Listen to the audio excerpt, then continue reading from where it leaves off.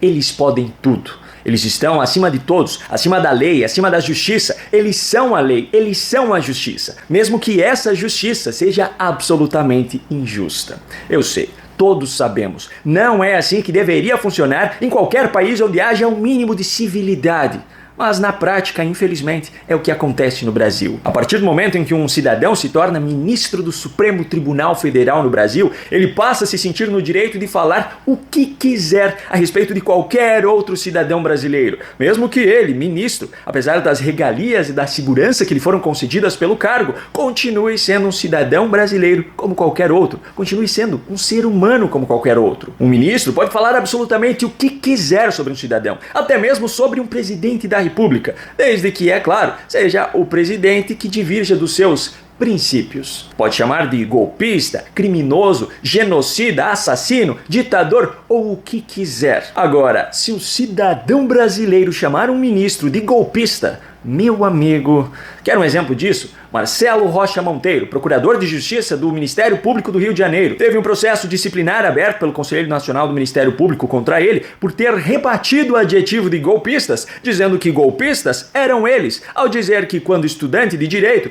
tinha as decisões do STF como referência, mas que atualmente eles estão violando as regras mais elementares do direito. E esse é, na verdade, apenas um dos processos enfrentados por ele por ter, na democracia brasileira, criticado a atuação de instituições. Bom, na noite da última segunda-feira, aniversário dos atos do 8 de janeiro, eu participei do programa Raio-X da Política, que teve também a participação do procurador Marcelo Rocha Monteiro, do Diogo Forjás e do Rafael Satie. Eu trago aqui alguns trechos do debate extremamente construtivo que foi feito no programa, a começar pelos comentários feitos pelo procurador Marcelo a respeito da atribuição de golpe aos manifestantes do dia 8. O sujeito precisa ser muito imbecil ou ter muita má-fé para acreditar que idosos, né, saiam de casa num domingo sem nenhuma arma de fogo para derrubar um governo que tem Exército, Marinha, Aeronáutica, Polícia Federal, Polícia Rodoviária Federal, todo mundo armado.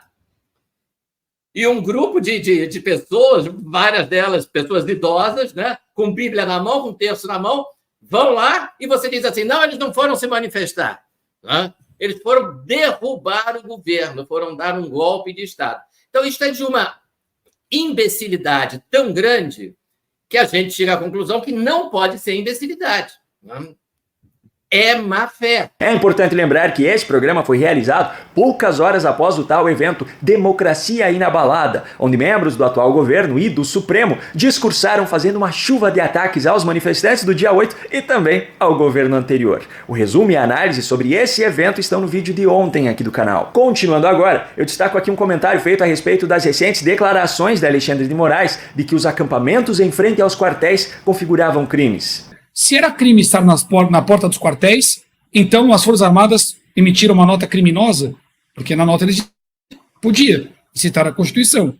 Se era crime, porque o Supremo não agiu de ofício, como fez depois, no dia 9, de ofício, sem ser provocado, o próprio ministro diz isso, retirou as pessoas dos quartéis. Então, se era crime, então ele prevaricou. Se não era crime, então, porque diz que é crime? Tá tudo muito confuso. Nós comentamos também sobre os estranhíssimos fatos que contradizem completamente as narrativas criadas de que eles não haviam sido avisados sobre o que aconteceria em Brasília no dia 8. Lula pediu a criação do gabinete de crise e pediu para que esse gabinete fosse montado no Ministério da Justiça. E aí vem mais um fato muito estranho. No momento em que Lula pediu isso, segundo o que Edinho Silva falou, o Congresso estava sendo invadido. Era o início ainda do ato como um todo. Foram invadidos Congresso Nacional, Palácio do Planalto e Supremo Tribunal Federal. Os três, se vocês olharem Brasília em planta, vocês vão ver que eles formam uma espécie de triângulo a cerca de 200 a 300 metros de distância um do outro. O Ministério da Justiça ele fica para o outro lado do Congresso Nacional, mas ele fica a cerca de 180 metros. Ele é um edifício mais perto do Congresso Nacional, que foi o primeiro edifício invadido, do que os outros dois que foram atacados. E aí eu gostaria muito que Lula e que Flávio Dino respondessem como, naquele momento, durante a invasão, eles sabiam que o Ministério da Justiça seria um local seguro para eles montarem o gabinete. Pois se vocês olharem vídeos do documentário, da Globo News, inclusive, aparece Flávio Dino sossegado com a janela aberta, Ricardo Capelli lá embaixo, andando em meio aos policiais, andando em meio aos manifestantes, nenhuma preocupação. Como eles sabiam que seria um lugar seguro? Como eles tinham tanta certeza assim? As imagens que foram reveladas, inclusive, mostrava que o G. Dias, o chefe do Gabinete de Segurança Institucional, servia a água para supostos depredadores ou manifestantes, entenda como quiser. Inclusive, o fotógrafo da Reuters estava lá fazendo pose, pedindo para o pessoal fazer pose para fazer capa de jornal. É, no mínimo, questionável e estranho uma ação coordenada com a cobertura de imprensa internacional, com direito à capa de revista. Está mais para um espetáculo do que uma manifestação contra a democracia ou um atentado à democracia ou, como eles gostam de dizer, o atentado ao Estado Democrático de Direito. Eu já comentei algumas vezes nos vídeos aqui do canal sobre a completa desproporcionalidade das condenações aos réus do 8 de janeiro em relação às punições recebidas ou não recebidas por praticantes de atos muito semelhantes em outros momentos da história. No programa dessa segunda, o procurador Marcelo falou do ponto de vista jurídico sobre os absurdos vistos nos julgamentos dos réus do dia 8, que apesar de terem de fato praticado vandalismo, depredação do patrimônio público, estão sendo condenados por muito mais do que isso. Porque a lei é muito clara, né? Artigo 163, crime de dano, né? Pena, no caso de dano a patrimônio público, né? De 6 meses a 3 anos, é isso. Né? Sabendo-se que ali todo mundo, salvo engano meu, né? Todo mundo ali é réu primário, né? Não tem nenhum bandido ali, não tem nenhum criminoso. Né? Então, réu primário, no Brasil, pena mínima. Basicamente isso. Então, nós estamos falando, no frigir dos ovos, de uma pena de 6 meses. Né? Pena de 6 meses. No Brasil, ninguém vai para a cadeia. O outro absurdo desse processo, que é ilegal desde a sua origem, porque ele não podia tramitar no Supremo, né? O outro absurdo são essas acusações e condenações por atacado. Né? E aí vem o meu colega do Ministério Público Federal, né, para meu constrangimento, ele diz: não preciso individualizar as acusações, porque é um crime multitudinário. Né? Era uma multidão que estava ali, naquele local. Olha, eu já processei como promotor no Tribunal do Júri, que eu me lembre assim rapidamente, pelo menos 2 crimes em estádio de futebol, 2 homicídios cometidos em estádio de futebol. Um foi no Maracanã e o outro foi no Engenhão. Tá?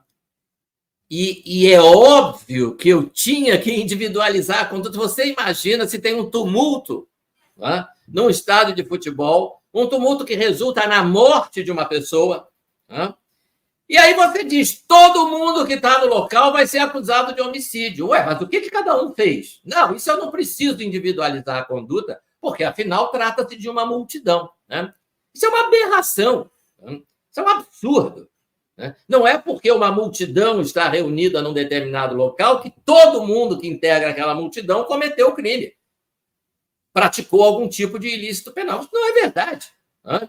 Se você tem uma confusão, um quebra-quebra, uma briga generalizada num estádio de futebol, que eventualmente até resulta na morte de alguém, né? Você não vai dizer qual era o público desse jogo? 55 mil pessoas. Então, são 55 mil acusados. Né? É um absurdo. Nós não poderíamos deixar de comentar também sobre a defesa da regulamentação das redes sociais, que foi feita mais uma vez no evento de segunda-feira à tarde. Complementando o que o procurador Marcelo falou antes, sobre a censura prévia. A regulamentação da internet é uma censura prévia. Existe pena de prisão perpétua no Brasil para algum crime? Alguém assassina uma pessoa? Não existe pena para que ele passe o resto da vida privado da liberdade. Agora, o monarca, por exemplo, não que eu concorde com as coisas que o monarca faça, mas o monarca está sofrendo um banimento perpétuo da internet. Ele trabalha com isso, é esse o ganha-pão dele, ele simplesmente agora foi banido completamente. Nessa semana passada, o YouTube excluiu definitivamente os canais dele, e o Rumble, se não me engano, né, era a plataforma que ele ainda tinha o programa dele, foi proibido no Brasil. Então, o monarca praticamente deixou de existir. Ele recebeu uma condenação perpétua aqui no Brasil, recebendo uma censura prévia, porque não apenas ele foi responsabilizado pelas coisas que ele já falou, mas ele já está responsabilizado por aquilo que acham que ele poderia falar. Mas isso só se aplica com quem é... Pois não? Irresponsabilizado, né? Irresponsabilizado, porque não tem lei para responsabilizá-lo pelo que foi responsabilizado. Não há nenhum crime, nenhum dano da palavra que não tenha cobertura legal atual. E na cobertura legal atual não cabe nada pelo qual ele foi enquadrado. Quer dizer, os crimes da palavra são todos individuais. O afetado processa, o atingido processa quem o atingiu individualmente. E não é esse o caso. Então, no caso o caso do Monarca, assim como tantos outros, Daniel Silveira e por aí vai, eles extrapolam todo e qualquer parâmetro mínimo de realidade. Aqui no canto do vídeo aparecerão recomendações de outros vídeos importantíssimos aqui do canal sobre o 8 de janeiro, para que você os assista caso ainda não tenha feito. Não se esqueça de se inscrever aqui no canal e de ativar o sininho de notificações. Essa é a única forma de garantir que você receberá todo o conteúdo novo que nós publicamos por aqui. E não se esqueça de conhecer e de se inscrever também no canal do Fator Político BR. Eles trazem sempre programas ao vivo com os convidados do mais alto gabarito. Vou deixar o link aqui nos comentários. Um grande abraço e até o próximo vídeo.